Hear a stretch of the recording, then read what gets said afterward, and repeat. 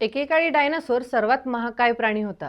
आजपासून कोट्यावधी वर्षाआधी पृथ्वीवर डायनासोर राज्य करत होते.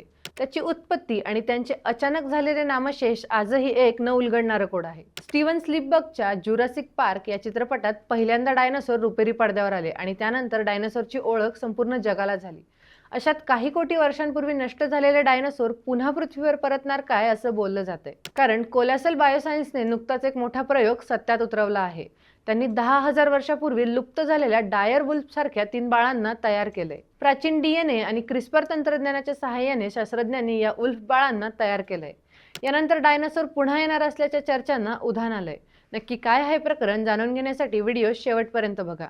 नमस्कार, मी मयुरी आणि तुम्ही पाहताय ऑन मीडिया. कोलॉसल बायोसायन्सच्या संशोधकांनी प्राचीन जीवांचा सखोल अभ्यास केला. त्यानंतर त्यांनी 13,000 वर्ष जुनी दातं आणि 72,000 वर्षापूर्वीच्या कवचाचा तुकडा यासारख्या पुराव्यांचा वापर करून डायर लांडग्यांच्या जिनोमची तपासणी केली.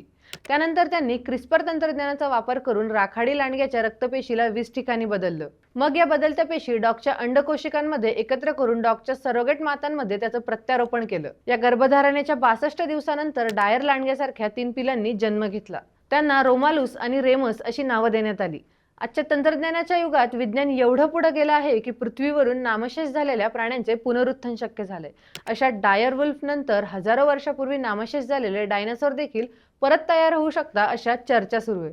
तुम्हाला काय वाटतंय, डायनासोर परत येतील का? कॉमेंटमध्ये नक्की सांगा आणि अशाच माहितीसाठी आपल्या ऑन मीडियाच्या पेजला फॉलो करा. तसेच आपल्या यूट्यूब चॅनलला सबस्क्राईब करायला विसरू नका.